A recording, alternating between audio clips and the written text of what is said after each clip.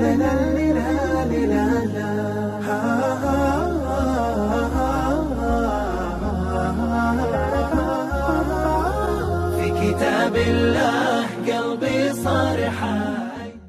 kata Ustadz dari Makassar dalam sebuah ceramah YouTube-nya?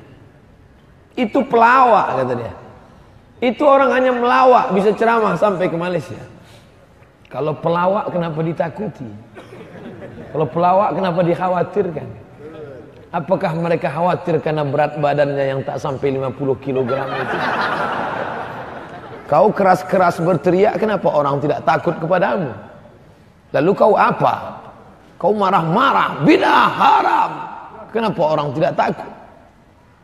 Lalu siapa yang sebenarnya radikal itu? Apakah ini pelawak syariah? Orang tertawa, tapi ada yang ketakutan di balik tawa itu. Karena yang dia sampaikan adalah kesejatian. Hai Ustadz yang menuduh aku pelawak. Ustadz marah? Tidak. Saya tidak marah aja orang sudah takut. Apa yang saya takutkan? Oleh sebab ini, oleh sebab itu, ini bercerita tentang kebenaran dengan mengucapkan Allahumma salli ala Sayyidina Muhammad wa ala ali Sayyidina Muhammad. Mengucapkan salam kepada Rasulullah dengan mengucapkan Assalamu alayka ya Rasulullah. Yang sama-sama kita hormati Bapak Wakil Wali Kota yang saat ini sebagai PLT, kemudian alim ulama, hadirin hadirat, para cendekiawan, adik-adik, para remaja, sahabat-sahabat dari Jawara FPI, yang besar tidak dihimbau gelar, yang kecil tidak disebut nama. Insya Allah kita semua dimuliakan Allah Subhanahu wa ta'ala. Amin ya rabbal alamin. Judul kajian kita jelas, menjadi muslim sejati. Sejati bahasa lainnya adalah murni, original, asli, tidak bercampur dengan apapun. Apakah ada muslim yang tidak murni? Ada. Muslim apa namanya? Macam-macam istilahnya. Ada muslim abal-abal, ada muslim pasrah tapi tak rela, ada muslim setengah hati. Dia tetap juga disebut muslim. Bapaknya muslim, ibunya muslimah, tinggal di negeri muslim terbesar di dunia, tapi tidak ada cita-cita seorang muslim dalam dirinya. Ish kariman, hidup mulia, au mut syahidan, atau mati syahid. Maka subuh ini di antara tablik akbar yang banyak saya hadiri, inilah judul yang paling berat, menjadi muslim sejati. Karena untuk memisahkan antara emas dengan yang bukan emas, dia harus dibakar. Ada nama cincin suasa. Pernah dengar kata suasa? Suasa itu campuran. Emasnya 20%, peraknya 80%. Maka warnanya agak kemerahan. Cara memisahkan mana emas, mana perak, bakar dia dengan api yang sangat panas. Nanti nampak dia menggumpal, emas memisah dan perak pun terpisah. Di saat itulah baru kita akan berkata, inilah emas yang sejati. Begitu juga dengan emas putih. Banyak orang menganggap emas haram, tapi kalau emas putih tidak haram karena warnanya putih. Maka dia tertipu, karena emas putih itu isinya adalah 80% emas, 15% perak, 5% nikel. Oleh karena campuran itu warnanya putih, maka dia tetap haram. Jangan terkecoh, jangan menikah nanti cincinnya emas putih, maka emas putih juga haram. Cara memisahkannya, bakar dengan api, nanti akan tampak terpisah antara tiga. Emas menggumpal, nikel menggumpal, dan perak pun menggumpal. Oleh sebab itu kalau emas cara memisahkannya dengan cara dibakar, maka muslim sejati akan tampak ketika dia sedang diuji. Disitulah dia akan tampak mana yang sejati, mana yang tidak, mana yang murni, mana yang aspal, mana yang abal-abal, mana yang original. InsyaAllah ujian pertama kita lulus, yaitu ujian melawan tidur di pagi hari Ahad. Ini salah satu api yang ingin memisahkan mana emas, mana perak. Yang tidur pagi ini sampai jam 8 itu muslim juga, tapi tidak sejati. Tapi yang datang malam ini i'tikaf, walaupun masjidnya belum berdinding, maka insya Allah ini muslim sejati.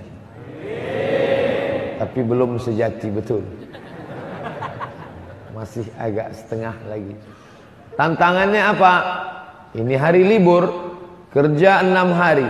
Senin, Selasa, Rabu, Kamis, Jumat, Sabtu.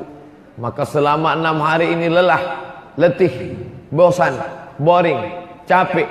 Maka ini hari membalaskan sakit hati. Saya harus tidur sampai jam 8 pagi. Inilah hari tanggal merah yang jam waker harus libur. Tapi muslim sejati tidak. Bagi dia tidak ada tanggal merah, semuanya hitam. Karena ayat yang dia pakai, fa idza faraghta fansab. Selesai dari satu aktivitas, maka pindahlah aktivitas yang lain. Wa ila rabbika faraghab, dan berharap hanya kepada Allah Subhanahu wa ta'ala. Kalau untuk memilih antara tidur pagi dan sholat subuh saja berat, bagaimana untuk memisahkan antara hak dan batil? Muslim sejati tidak hanya dalam masalah sholat subuh, tapi dalam masalah yang lebih berat di atas sholat, yaitu ekonomi. Karena sholat masalah gerakan, takbiratul ihram, ruku, sujud, tasyahud, salam, selesai itu bisa tidur lagi. Tapi ada yang lebih berat daripada sholat, masalah ekonomi. Oleh sebab itu apa kata Buya Muhammad Nasir, Islam ritual biarkan, orang ramai-ramai sholat subuh biarkan. Tapi kalau sudah bicara tentang ekonomi, awasi. Kalau sudah bicara tentang politik, habis. Kenapa? Karena ini ancaman. Nabi Muhammad SAW ketika dia mengajak orang sholat subuh berjamaah, apakah Abu Jahal, Abu Lahab, Abu Sufyan marah? Tidak. Mereka tidak marah, karena tidak ada yang terganggu kepentingannya. Tapi ketika dia mengajak membangkitkan ekonomi umat di Madinah dengan mendirikan pasar Madinah, dengan berdirinya pasar Madinah, ada yang terganggu. Siapa yang terganggu? Pasar Yahudi yang sudah lama mempraktekkan riba, rentenir, tanam modal sekecil-kecilnya, ambil untung sebesar-besarnya, jerat leher fakir miskin. Nabi datang menyelamatkan mereka. Lalu kemudian membuat satu pasar. Letak pasarnya itu sekarang pintu Babus Salam di Masjid Nabawi yang sekarang. Dulu itu tanah lapang, dibuatlah pasar. Dan Nabi memeriksa pasar-pasar itu. Nabi masuk ke dalam, Nabi lihat ada tumpukan makanan. Nabi masukkan tangannya, inspeksi mendadak. Ma hadza ya sahibat ta'am, apa ini? Hei pedagang, kenapa di dalamnya basah, busuk, berjamur, ditimbun dengan yang kering dari luar, sehingga kita menyendoknya, yang dalam itu ikut terjual. Kata si pedagang, asabahul matar, karena hujan ya Rasulullah. Apa kata Nabi? Man ghasyana falaysa minna, siapa yang menipu kami bukan golongan kami, bukan muslim sejati, karena dia sudah menipu dalam barang dagangan. Itu juga terjadi pada zaman sekarang. Makanan yang busuk, yang masih hijau, yang hitam, ditumpuk dengan yang bagus. Apa namanya? Duku. Maka nanti keluar dari sini, masukkanlah tangan kepada pedagang itu, katakan, "Ma hadza ya sahibat ta'am? Ma hadza ya sahibal duku?" Apa kata dia? "Asabahul matar," kena hujan. "Man ghasyana falaysa minna." Siapa yang menipu kami, maka bukan golongan kami. Disitulah pedagang-pedagang duku akan marah dan mereka akan bergejolak. Ini orang radikal. Dari mana kamu dapat kajian ini? Dari Ustadz subuh tadi. Siapa dia? Ustadz Somad. Ini Ustadz radikal, harus dihabisi.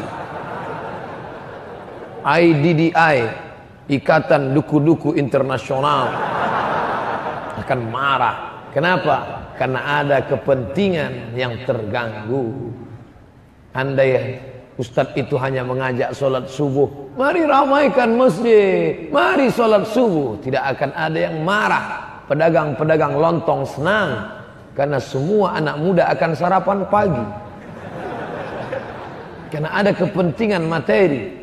Tapi ketika sudah disinggung periuk belanganya, disinggung kompornya, disinggung tabung gasnya, mereka akan marah dan mereka akan bergejolak. Itulah mengapa mereka harus meracun Muhammad sallallahu alaihi wasallam. Undang dia, dan ketika diundang pasti akan ditanya, "Apakah makanan yang paling engkau suka wahai tamu terhormat?" "Saya paling suka kaki kambing bagian depan." Saya tidak katakan tangan kambing karena kambing tidak bertangan.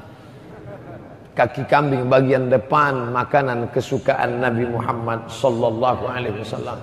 Mereka tanamkan racun sebanyak-banyaknya. Yahudi Khaybar. Kenapa Yahudi marah? Karena pasar mereka sepi, pasar mereka sunyi, gara-gara pasar Muhammad sallallahu alaihi wasallam yang murni, yang mengharamkan riba, mengharamkan rentenir, mengharamkan meminjam uang sekecil-kecilnya dengan bunga sebesar-besarnya, menjerat leher fakir miskin. Mereka marah, ini Nabi harus dibunuh. Maka perempuan itu menanamkan racun ke dalam makanan. Sahabat yang memakan racun itu mati kontan di tempat. Dan Nabi sempat tertelan racun itu. Mana Jibril? Mengapa dia tidak menolong? Subhanallah, maha suci Allah. Jibril alaihissalam juga bersih dan suci dari tuduhan. Ini hanya ingin menampakkan kepada umat, begitulah jahatnya yang selalu kita sebut ghairil maghdubi alaihim, bukan jalan mereka yang meracun Nabi Muhammad sallallahu alaihi wasallam. Lalu kemudian apa yang terjadi? Kata Nabi, sempat tertelan air liur mengandung racun itu ke dalam. Tapi ada hikmah di balik itu. Allah ingin menjadikan dia bukan sekedar Nabi, tapi juga dia mati syahid. Dia bukan sekedar Sayyidul Anbiya, dia juga Sayyidus Syuhada. Walaupun akhirnya dia hidup, tapi dia mengaku kepada Sayyidatuna Aisyah radhiyallahu anha, masih terasa sisa-sisa racun Khaybar. Wahai Humairah, wahai engkau Aisyah radhiyallahu anha. Itu pesan yang disampaikan beberapa sahabat. Hati-hati Ustadz kalau minum, jangan minum kalau segelnya sudah rusak, mungkin Ustadz akan diracun. Lalu apakah karena itu Ustadz dari tadi tidak minum? Tidak, saya tidak khawatir sedikit pun. Oleh sebab itu saya minum. Bismillah. Sallu ala Nabi Muhammad. Apa kata Ustadz dari Makassar dalam sebuah ceramah YouTube-nya? Itu pelawak kata dia. Itu orang hanya melawak bisa ceramah sampai ke Malaysia. Kalau pelawak kenapa ditakuti? Kalau pelawak kenapa dikhawatirkan? Apakah mereka khawatir karena berat badannya yang tak sampai 50 kg itu? Kau keras-keras berteriak, kenapa orang tidak takut kepadamu? Lalu kau apa? Kau marah-marah, bid'ah haram. Kenapa orang tidak takut? Lalu siapa yang sebenarnya radikal itu? Apakah ini pelawak syariah? Orang tertawa, tapi ada yang ketakutan di balik tawa itu. Karena yang dia sampaikan adalah kesejatian. Hai Ustadz yang menuduh aku pelawak. Ustadz marah? Tidak. Saya tidak marah aja orang sudah takut. Apa yang saya takutkan? Oleh sebab ini, oleh sebab itu, ini bercerita tentang kebenaran. Lalu kemudian ada yang lebih mengerikan daripada kau singgung masalah ekonomi. Oleh sebab itu jangan bicara ekonomi umat. Ketika video itu viral, judul videonya apa? Belanja ke warung muslim. Mereka marah, ini anti kebinekaan. Ini anti kebinekaan. Saya kemana-mana berjalan 3 orang. Saya orang Melayu, sahabat saya di sebelah kiri orang Minangkabau, dan sahabat saya yang di sebelah kanan orang Makassar. Lalu apakah saya anti kebinekaan? Mestinya saya mencari orang Melayu juga. Inilah tim yang paling kebinekaan. Kenapa Ustaz tidak cari tim non muslim? Nanti dia segan masuk masjid. Maka saya cari yang muslim. Ini anti kebinekaan. Apakah dia anti kebinekaan ketika dia kuliah di Mesir? Dia menyewa rumah yang dia sewa bukan rumah Mustafa, rumah yang dia sewa bukan rumah Ahmad, rumah yang dia sewa bukan rumah Muhammad, rumah yang dia sewa, dia kontrak adalah rumah Baba Yosef Hana yang agamanya Kristen Ortodok Koptik, yang dia sembah anak Allah, Allah Bapa, Rohul Kudus. Dan mereka bertetangga dekat, hanya berpisah lantai saja. Di bawah rumah kontrakan saya, di atas rumah Baba Yosef Hana. Ketika Baba Yosef memanggil kami, ya beni anakku, rumah kontrakan harus aku naikkan karena aku terkena penyakit saratan. Saratan bahasa Inggrisnya cancer. Cancer orang kita menyebut kanker. Aku kena kanker anakku, maka sewa rumah harus aku naikkan. Lalu kami pun menjawab, Baba Yosef, kalau kau kena kanker, kami lebih hebat daripada kanker. Apa dia? Krisis moneter. $1.20.000 tahun 1998. Kalau kau naikkan sewa rumah ini, kami pindah dari sini. Apa kata Baba Yosef Hana? Kalau begitu anakku, kau jangan pindah, kau tetap di sini. Sampai akhirnya saya selesai kuliah tahun 2002, barulah saya pulang. Dan Baba Yosef Hana tidak mengusir kami. Indahnya kebinekaan, indahnya keberaneka-ragaman. Saya tidak pernah mengambil golok parang panjang, pancung leher Baba Yosef Hana, karena dia berbeda akidah denganmu.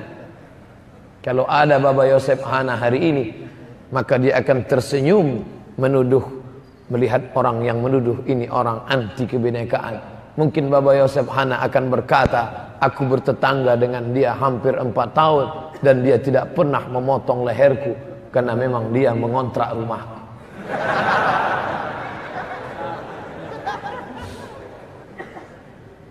Gerakan belanja ke warung muslim. Mari belanja ke warung muslim. Ketika kau belanja kepada teman sebelah, tetangga sebelah, kau tak pernah main tawar. Kau tinggal ambil barang, lalu tidak kau tanya harganya, tinggal kau tanyakan saja langsung ke mesin. Kau tinggal cari barcode-nya.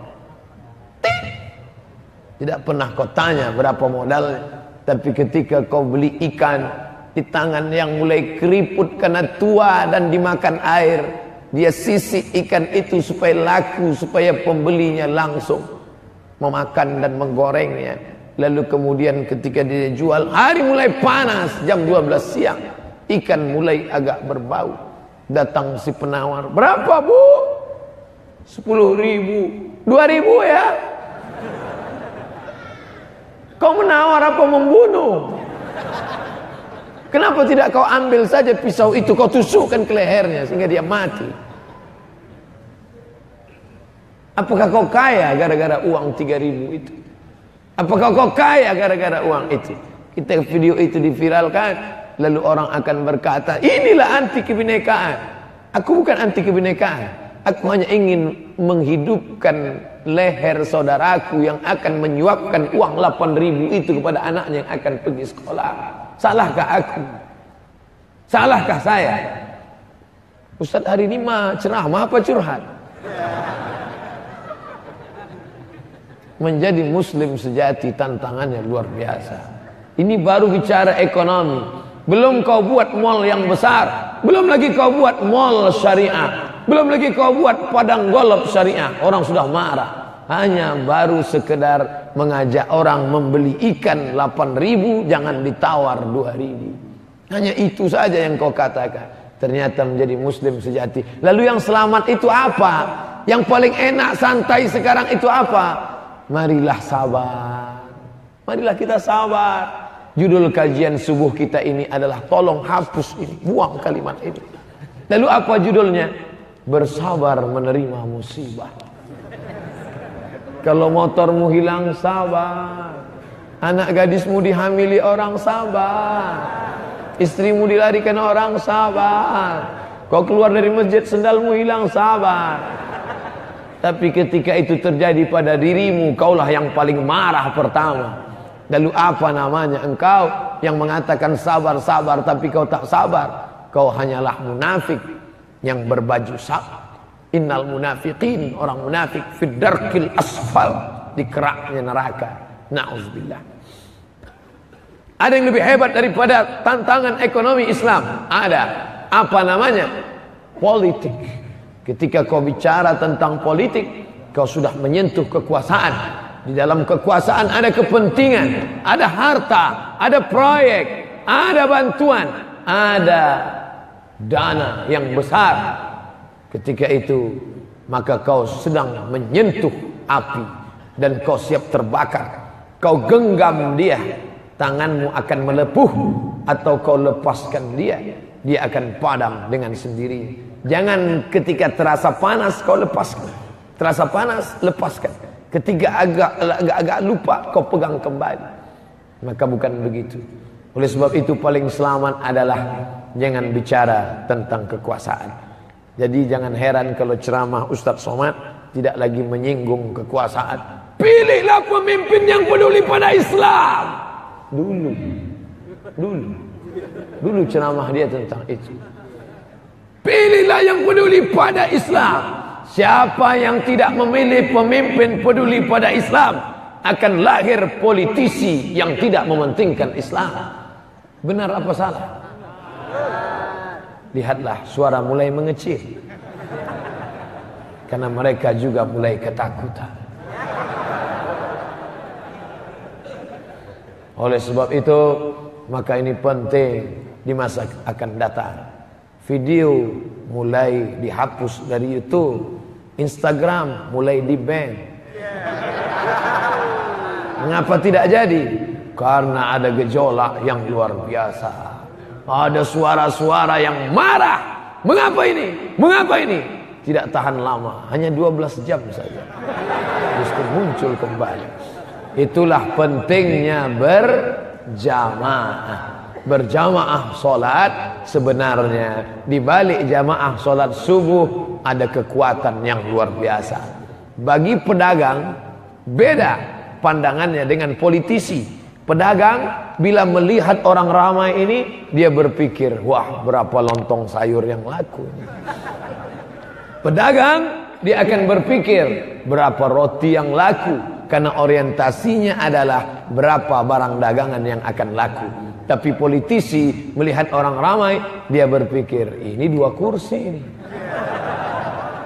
Oleh sebab itu, gerakan solat subuh berjamaah harus hidup.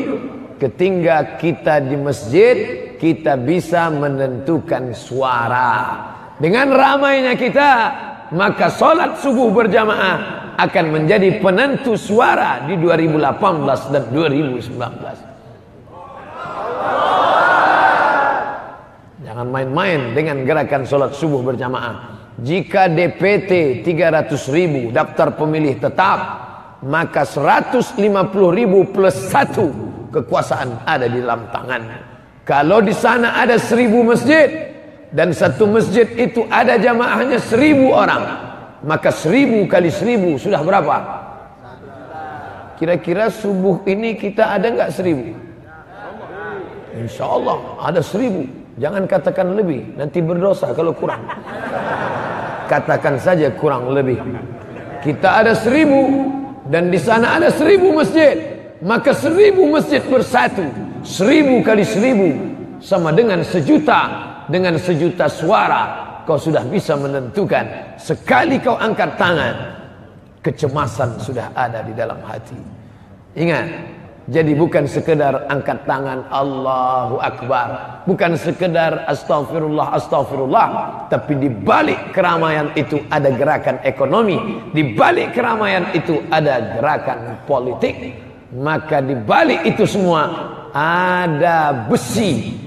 Besi disebut dia besi berani. Pernah dengar kata besi berani? Apa bahasanya? Magnet. Bahasa kerennya magnet. Bahasa berani. Magnet diletakkan, maka akan datang partikel-partikel kecil seperti pasir yang hitam. Kemana dia pergi akan lari. Maka besi berani ini harus dihabisi. Kenapa? Karena dia akan menjadi magnet, akan banyak mengumpulkan.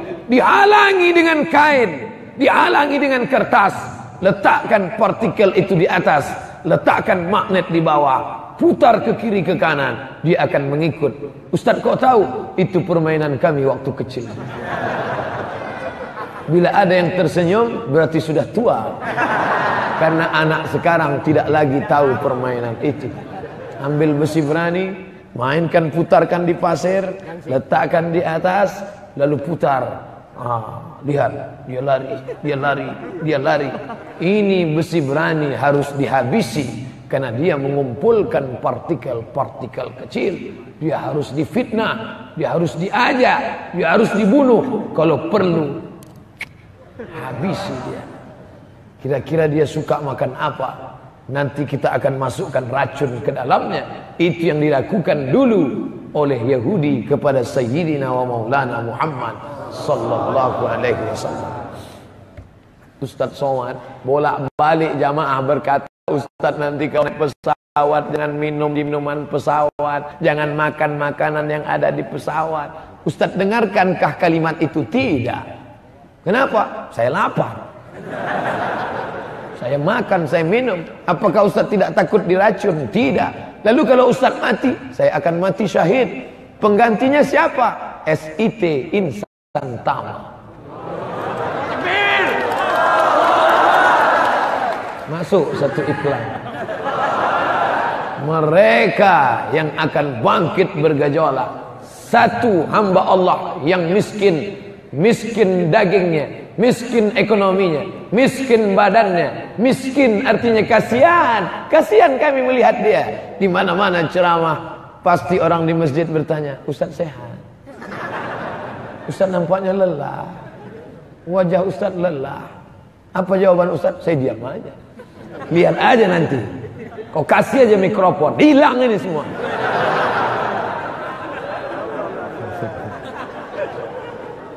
Belum ada apa-apanya amal kita ini dibandingkan dengan Imam An-Nawawi. Imam An-Nawawi tidurnya kapan? Ketika dia menulis lalu mengantuk, tertidurlah dia dengan menempelkan kening ke atas buku. Ketika terbangun dia lanjutkan lagi tulisan. 2 tahun lamanya dia tidak menempelkan kulit belakangnya ke atas kasur yang lembut. Imam An-Nawawi. Lalu kau katakan Abdul Somad itu lelah ceramah kemari. Dia tidur saja, tidur. Di mobil tidur, di pesawat tidur, di hotel tidur. Belum ada apa-apanya. Bahkan kadang sedang sholat pun tidur. Tidak ada apa-apanya kita ini. Belum ada apa-apanya dibandingkan Ahmad Al-Maraghi yang menulis tafsir Al-Maraghi. 10 tahun dia selesaikan tafsir itu. Apa kata dia? Aku sehari tidur hanya 4 jam karena aku perlu menulis tafsir Al-Maraghi. Aku mesti memperhatikan anak istriku. Aku juga harus menulis dan berceramah, mengajar di kampus. 4 jam aku tidur dalam sehari. 10 tahun ku selesaikan tafsir Al-Maraghi. Belum ada apa-apanya kita. Oleh sebab itu bandingkanlah dengan para ulama, dengan para mujahid fisabilillah, maka kelelahan kita hari ini, kantuk adik-adik anak-anakku sekalian akan dibalas dengan surga Jannatun Na'im. Perjalanan ini singkat sahabat. Perjalanan ini singkat kawan. Perjalanan ini singkat sahabat. Tapi kalau kau tidak manfaatkan, yang singkat ini akan menjadi penyesalan yang amat sangat dalam. Jelas bainahuma barzakhun la yabghiyan, antara air laut dengan air tawar ada pemisah di tengah, la yabghiyan, dia tidak akan pernah bersatu. Antara muslim sejati dengan muslim abal-abal tidak pernah ada titik temu. Di sana ada sekuler, di sana ada liberal, di sana ada komunis, di sana ada Syiah, di sana ada kafir. Mereka satu. Partai itu bernama Aliansi Ahzab. Kapan? Dulu namanya Perang Ahzab. Hizib partai, Hizbani 2 partai, Ahzab partai-partai. Perang itu bernama Perang Ahzab karena ada 3 koalisi. Siapa dia? Yahudi, kafir musyrik, dan munafik.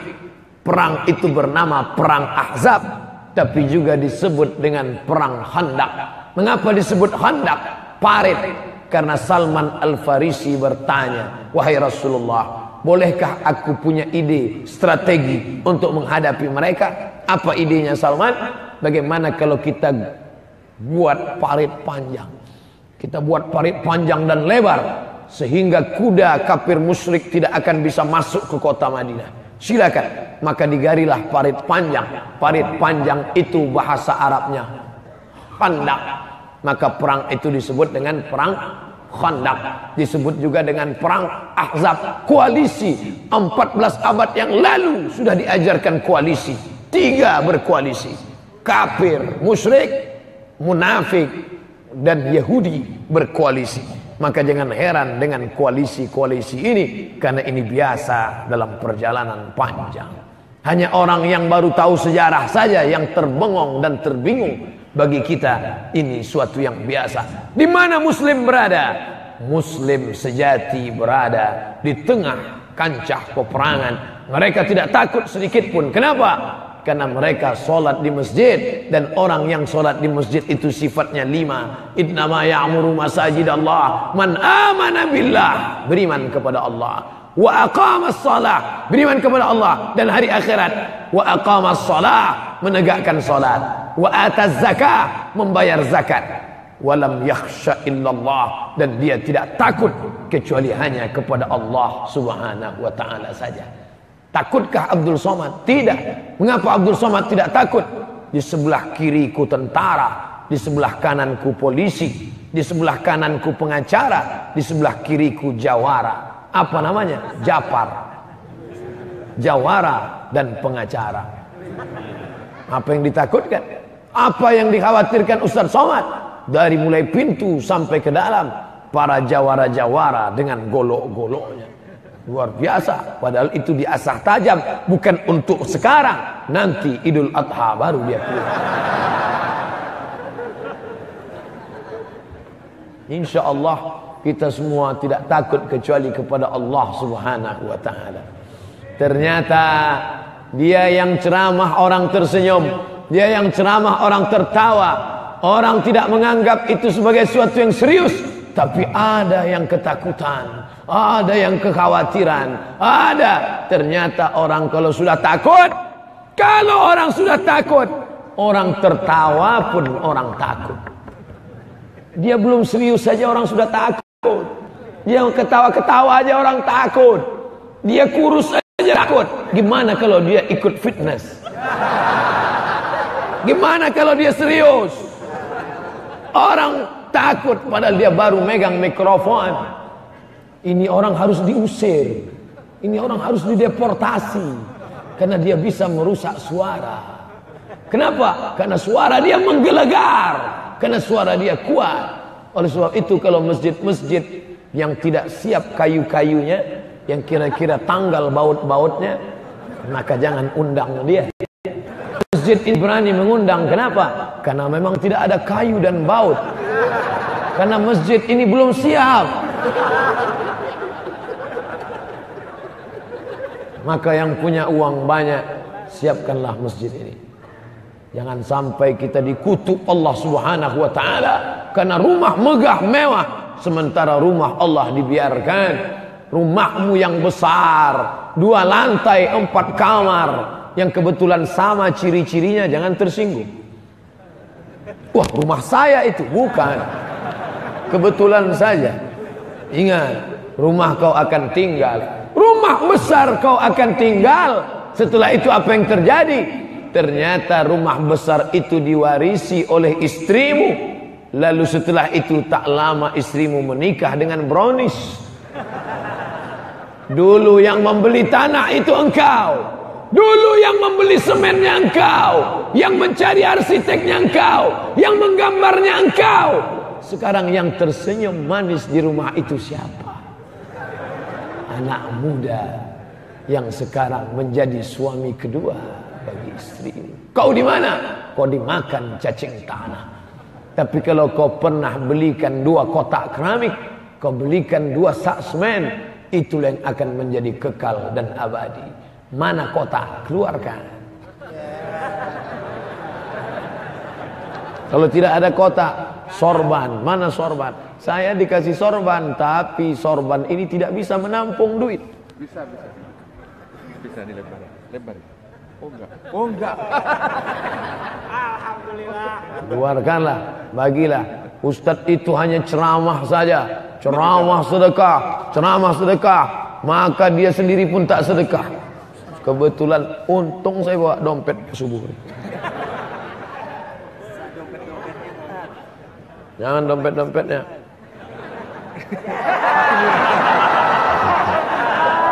Muhammad Husni Tamrin. Yang ada isinya Muhammad Husni Tamrin. Satu lagi Pangeran Antasari.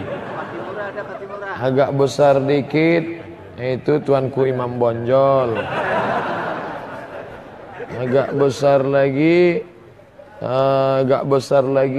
itu bukan Sultan Mahmud Badarudin.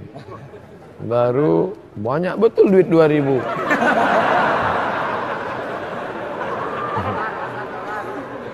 Tak ada yang besar, ambil aja lah semua.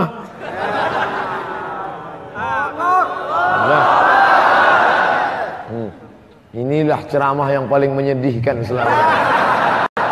Asal dilihat ke sana menetes air mata. Dah, bawa ke sana, kelilingkan terus. Yang tidak ada duitnya, masukkan kartu-kartu ATM-nya ke dalam. Lengkap sama PIN-nya sekalian. Itulah yang akan menolong di hadapan Allah Subhanahu wa taala. Itulah yang akan menjadi bekal kita menghadap Allah Subhanahu wa taala. Ma'akalta fa'afnaita, yang kau makan busuk. Wa malabista fa'ablaita, yang kau pakai lapuk. Tak perlu ribut bersuara, karena mengeluarkan duit tak perlu pakai suara. Ribut rupanya 2000 perak. Saudaraku yang dimuliakan Allah Subhanahu wa taala, kita tak perlu khawatir, tak perlu takut. Anak-anak muda yang ada di hadapan saya ini sekarang, ini yang akan menjadi besi berani, magnet 10 tahun yang akan datang. Khawatir luar biasa.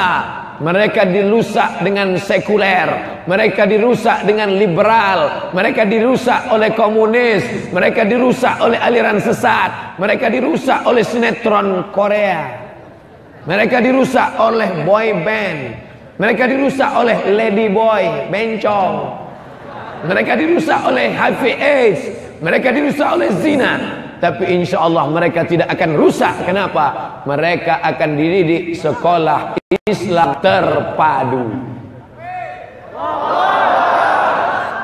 Yang sudah mendaftarkan anaknya ke sekolah Islam, alhamdulillah. yang belum mendaftarkan anaknya ke sekolah Islam,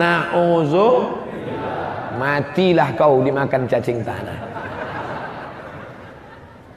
Memangnya nanti kalau sakratul maut, anak kau yang pandai main keyboard, kau panggil guru keyboard, kau bayar sekian juta, nanti kalau kau mati, anakmu akan membuka keyboard, akan dinyanyikannya lagu ayah. Kau terimalah lagu beserta keyboard-keyboardnya di alam barzah sana. Tapi anakmu yang sekolah di Islam terpadu, dialah yang akan membaca di tengah malam, Rabbighfirli wa liwalidayya warhamhuma kama rabbayani shaghira. Mudah-mudahan itu anak kita insyaallah. Dengar suaranya kecil mengucapkan amin, kata dia. Amin, berarti dia hadir di sini. Mungkin umurnya masih 5-10 tahun. Sekarang dia baru kelas 1 SMP, 3 tahun SMP, 3 tahun SMA, 4 tahun dia kuliah S1. 2018 dia kelas 1 SMP, 2028 dia sudah lulus PNS, 2038 dia akan menjadi calon anggota legislatif. Dia yang akan mengeluarkan perda syariah. Allahu Akbar. 2038 dia yang akan menjadi bupati wali kota. Dia yang akan menerapkan sholat berjamaah kepada pegawai kantor-kantornya. Allahu Akbar. Hari ini kau boleh berputus asa, hari ini kau boleh berduka, tapi jangan terlalu larut dalam kesedihan. Lihatlah mereka yang sedang berseragam pink, 3 orang, trio maut. Mereka akan membunuh kebodohan, mereka akan membunuh kejahilan, mereka akan menjadi pasukan jundun min junudillah, tentara-tentara Allah. Dan ketika mereka nanti berkumpul reuni bersama, mereka akan buat nobar nonton bareng. Filmnya apa? Apakah Manchester United dengan Liverpool? Apakah Real Madrid dengan Barcelona? Tidak. Mereka akan nonton bareng ceramah Ustadz Somad 20 tahun yang lalu. Mereka berkumpul dengan anak mereka, dengan istri mereka, dengan pasang layar besar. Mereka tonton. Videonya dari mana? Itu yang merekam itu semua. Mereka simpan file di laptop mereka. Mereka tonton. Mereka perlihatkan ke istri mereka. Mereka tunjukkan ke anak mereka. Setelah itu mereka reuni bersama. Mereka menonton dan anak mereka bertanya, Papa. Ya, itu siapa? Itu Ustadz Somad. Di mana dia sekarang? Dia sudah mati dimakan cacing tanah. Tapi pahala tetap lahir dan menetes. Sedihkah kita? Tidak. Abdul Somad tidak pernah sedih sedikit pun, karena mati hanyalah perpindahan. Dulu pun aku juga pindah dari alam ruh, pindah ke alam rahim, dari alam rahim pindah ke alam dunia, dari alam dunia pindah ke alam barzah, dari alam barzah pindah ke surga bersama Nabi Muhammad sallallahu alaihi wasallam. Apa yang kau sedihkan? Apa yang kau sedihkan? Kau tak pernah mati. Di alam ruh kau hidup, di alam rahim kau hidup, di alam dunia kau hidup, di alam barzah kau hidup, di surga kau hidup. Kau tak pernah mati. Orang berkata kau mati, dia sudah mati. Wala taqulu liman yuqtalu fi sabilillahi amwat. Dia tidak mati, bal ahya, dia hidup. Walakin la tash'urun. Tapi mereka tidak bisa merasakan kehidupan. Jangan pernah kau merasa mati, saudara. Buya Hamka tak pernah mati, Buya Muhammad Nasir tak pernah mati, Mbah Hasim Asy'ari tak pernah mati. Dari pegangannya nampak duitnya banyak, tapi dari beratnya saya khawatir ini uang kerincing semua.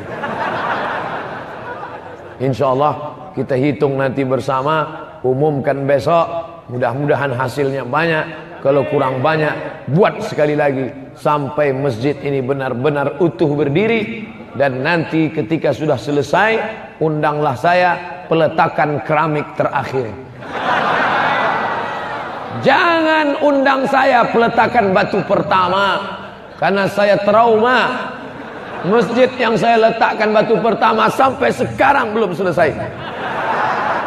Setiap saya lewat di situ saya merasa berdosa. Dan sampai sekarang saya tidak mau diundang pengajian ke situ. Karena pasti judulnya ya dana ya dana. Ya dana ya dana ya dana dana. Ya Allah, selesaikanlah masjid kami ini ya Allah.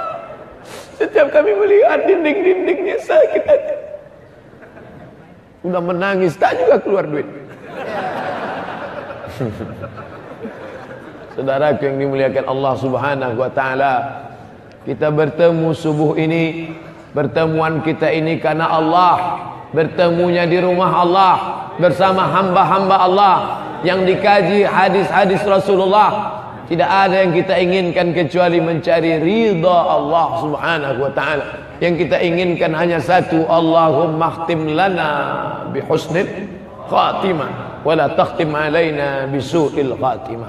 Saya diberikan informasi Ustadz hanya ceramah sampai 6.15 saja. Sisanya 6 sekarang 15 menit kita jawab pertanyaan. Ini kalau tidak dijawab nanti dia pasti marah. Karena dia sudah mengeprintnya dari rumah. Diketik, diprint, walaupun tinta hitamnya sudah habis. Tapi dia tetap semangat dengan tinta biru. Assalamualaikum warahmatullahi wabarakatuh. Waalaikumsalam warahmatullahi wabarakatuh. Mudah-mudahan Pak Ustadz selalu dalam lindungan Allah dan selalu dipermudah urusan dunia akhirat. Amin. Pak Ustadz, saya mau tanya, jika saya minjam 1 juta, kemudian peminjam mengembalikan 1 juta, tapi dia memberi uang tambahan 100.000, kata dia itu ucapan terima kasih karena sudah membantu, apakah ini hukumnya riba atau tidak? Dua pendapat. Pendapat pertama, tidak riba, karena dari awal tidak ada kesepakatan dalam akad, maka tidak riba. Pendapat kedua, riba. Kenapa? Karena dia beri uang itu karena minjam uang. Andai tidak ada transaksi minjam-minjam itu, adakah dia memberi engkau 100.000? Tidak. Kecuali selama ini memang dia baik. Ketemu 100.000, asal ketemu 100.000, asal ketemu 100.000. Pokoknya asal nampak wajah dia, 100.000 nih. Jadi gimana Pak Ustadz? Saya condong pendapat pertama, silakan. Saya condong pendapat kedua, silakan. Saya tidak mau mengatakan ini haram. Masa haram Pak Ustadz? Haram. Kalau kita bagi dua Pak Ustadz, ada dua pendapat. Enggak mau gitu. Walau kau bagi, walaupun tak kau bagi ke saya sebutkan dua pendapat. Jangan ketika didesak baru sebenarnya ulama tidak sepakat dalam masalah.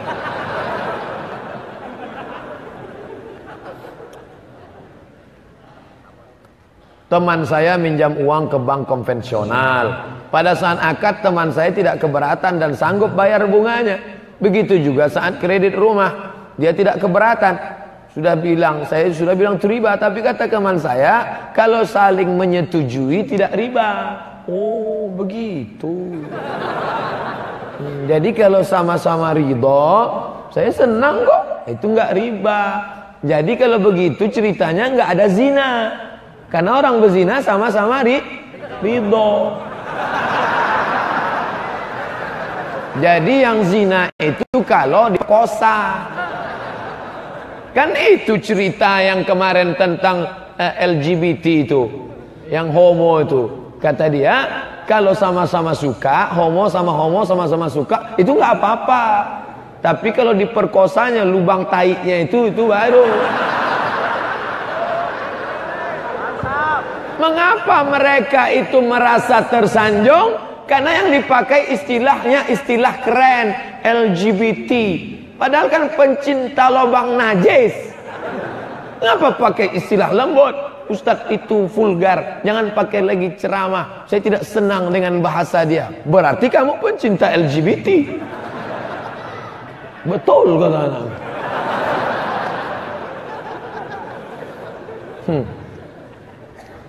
Enak aja.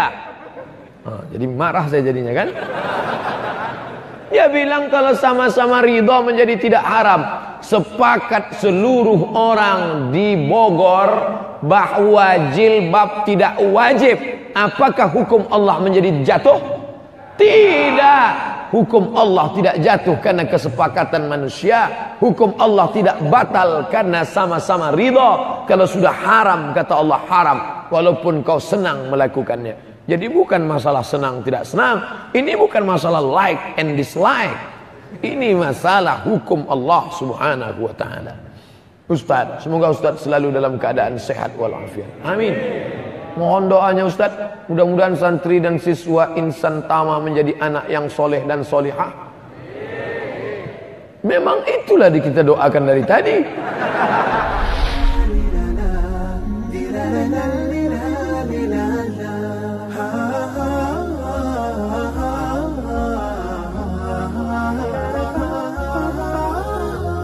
كتاب الله قلبي صار حال